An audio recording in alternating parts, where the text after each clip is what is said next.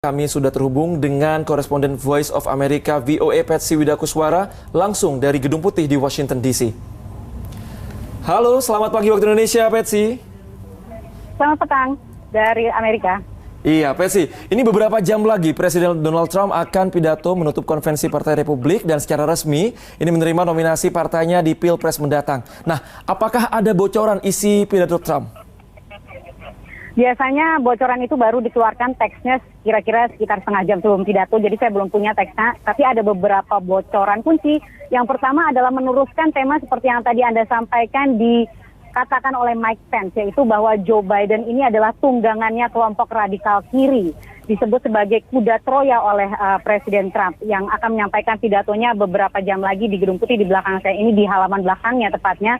Dan sempat ada ketakutan bahwa pidato Presiden Trump ini akan terganggu oleh badai Laura yang menghantam negara bagian Louisiana itu di selatan Amerika Serikat. Makanya sekarang angin cukup kencang, Anda bisa lihat meskipun saya di Washington DC cukup jauh dari Louisiana.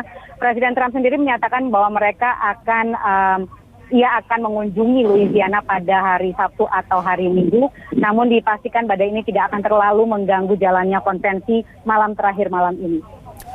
Baik, bagaimana dengan kasus COVID-19 di Amerika Serikat ini yang kita tahu bahwa mendekati 6 juta kasus dengan kematian ini sudah menembus 180.000 jiwa. Nah, seberapa jauh pandemi COVID-19 ini akan menjadi perhatian di konvensi Partai Republik? Sudah sangat menjadi perhatian di kedua konvensi partai. Kalau Partai Demokrat itu perhatiannya adalah bahwa ini krisis yang memang sangat parah, tapi dibuat lebih parah lagi karena Presiden Trump dianggap tidak becus menangani pandemi ini sehingga lebih dari 180.000 rakyat Amerika Serikat meninggal.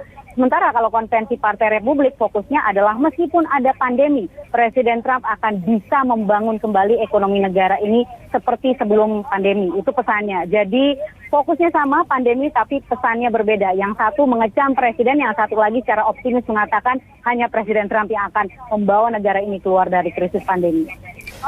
Iya, Patsy, ini apa selanjutnya yang bisa kita amati begitu pasca konvensi sebelum nanti Pilpres digelar pada November mendatang? Pasca konvensi ini, para wartawan Gedung Putih seperti saya bisa napas sedikit selama 2 minggu sebelum masuk lagi ke agenda berikutnya dalam election cycle Amerika Serikat, yaitu debat capres dan juga debat cawapres yang dimulai pada akhir September. Setelah itu kemudian tentunya masuk dalam Pilpres bulan November dan rakyat Amerika Serikat akan mulai banyak mengirimkan surat suaranya melalui pos karena di beberapa negara bagian, 30 lebih negara bagian di Amerika Serikat itu pemilihan sudah boleh dilakukan dengan pengiriman surat suara dengan melalui pos.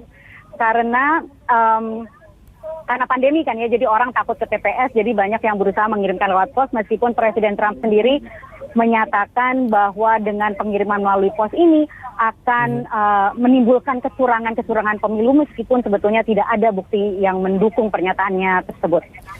Baik, terima kasih Patsy atas laporan Anda langsung dari Washington DC. Selamat kembali bertugas. Ya, saudara.